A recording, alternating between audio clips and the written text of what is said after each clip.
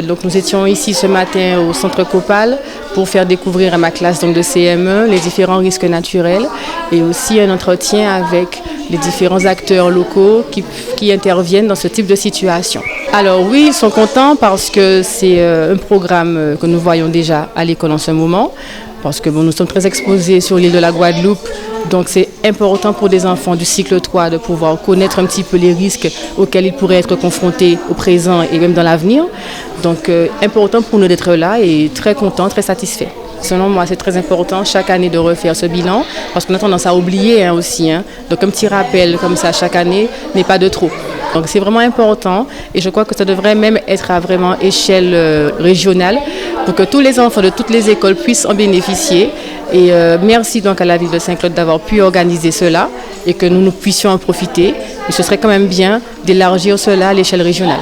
J'ai retenu que les risques c'était quand même important parce qu'il y avait des gens qui pouvaient perdre la vie à cause de ça et que j'ai appris plein de choses et voilà.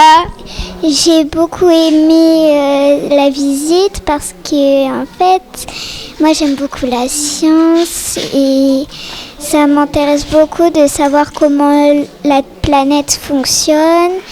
Et j'aime beaucoup savoir comment ça fonctionne, les risques naturels. Donc on nous a sollicité afin de pouvoir faire une approche des gestes qui sauvent avec les écoles, les différentes écoles de Saint-Claude. Donc le but aujourd'hui pour nous c'est de faire un peu de l'information avec les enfants, leur montrer un peu comment ça se passe au niveau des gestes qu'ils peuvent avoir effectués.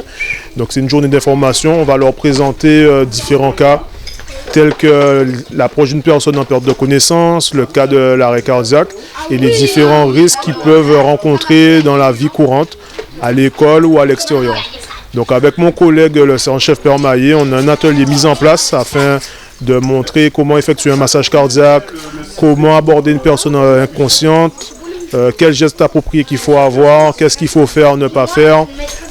Voir si les enfants connaissent également les numéros de secours, donc le 18, le 15, le 17, le 112, et comment passer une alerte. Donc tout public peut justement avoir à effectuer une alerte. Le but aujourd'hui, ce n'est pas de former aux gestes de premier secours, mais de faire une initiation, à savoir que tout le monde peut être acteur de la sécurité civile et avoir à réaliser ces gestes. Donc tout un chacun, enfant comme adulte, peut avoir à effectuer ces gestes pour sauver une vie. Oui, on voit qu'ils sont très réceptifs, demandeurs, volontaires également. Donc on a déjà constaté aussi que certains ont de bonnes notions de secourisme, qui nous impressionnent énormément. Donc il y a un travail qui est déjà fait par l'école. On voit que certains parents également font ce travail-là avec eux. Et c'est très important d'avoir des personnes qui sachent quoi faire, comment le faire, même s'il y a un peu, on va dire, des petites fautes techniques. Mais le but, c'est de réaliser le geste salvateur. Donc voilà. Effectivement, il faut ce genre de journée, d'autant plus que récemment, on a subi la tempête Fiona.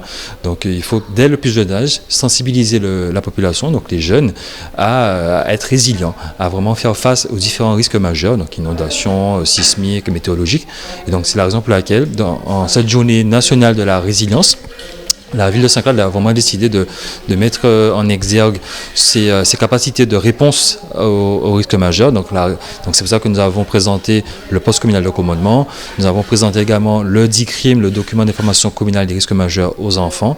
Et là, les enfants, ils ont même eu également une démonstration des premiers gestes de secours.